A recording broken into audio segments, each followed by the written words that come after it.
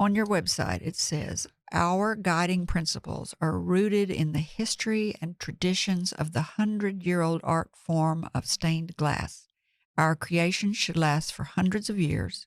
We fabricate each piece with the goal of ensuring its survival and enjoyment for generations to come. That's not like anybody else. Most people have a planned obsolescence. Yeah, no, we just recently, we worked on a Tiffany window that came out of a church in Dyersburg, Tennessee.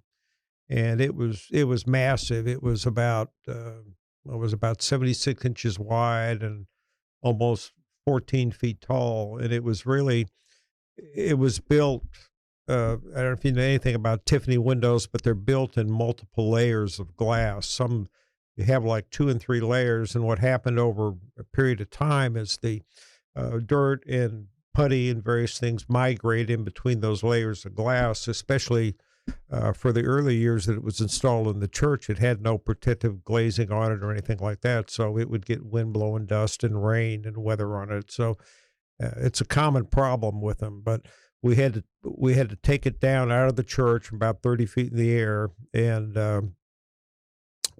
get it back to our studio. We even had to build some a special table to be able to handle it, to be able to turn it and so forth. But what we did is we actually restored it. We stripped down the different layers one by one.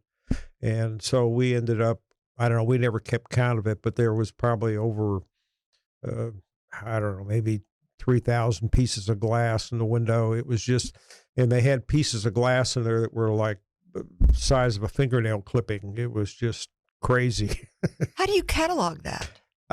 Well, when we start, of course, we photo document everything, make sure we've got pictures of everything. We take a rub of the windows on paper, so we've got a roadmap or a record of what it looked like before we take it apart.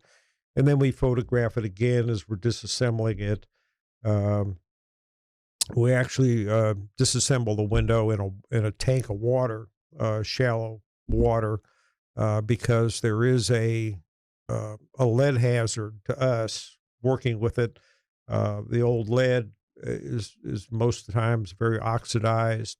Also, in the good old days, they used to mix white lead in with the putty that they'd use to seal the window and take up the space in there. So that's probably our biggest exposure hazard to lead, is when we're actually stripping a window down before we rebuild it. But then, and also the water helps clean up the pieces. And if you look on our website, we had photographs of it, and there's just areas of the window that were just completely opaque. You couldn't even see light coming through them anymore. From dirt? Yeah, just dirt built up in between the layers of glass. So when I'm looking at a red piece of glass in a Tiffany window, you're telling me there's 2 pieces of glass in there?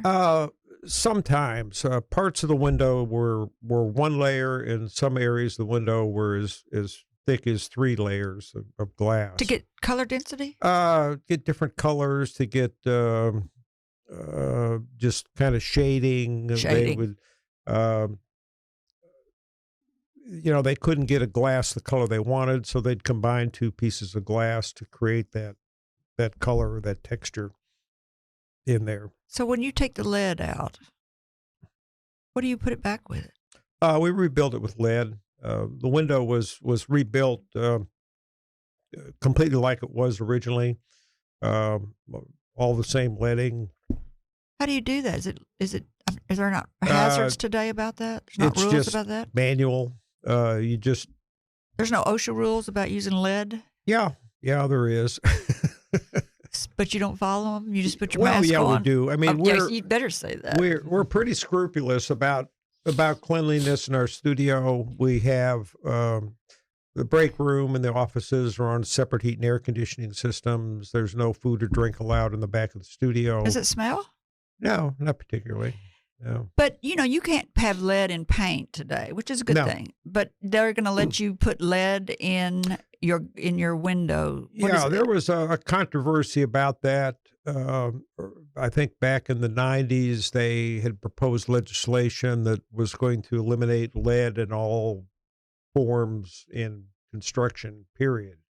You wouldn't be able to use any kind of lead flashing, any lead for any purposes whatsoever. So basically, it would have made our work and the restoration of any stained glass windows virtually impossible. You would have nothing. There's no substitute. Not really, no. If you liked this video, subscribe to our YouTube channel by clicking on the picture of Kerry's face in the center of the screen.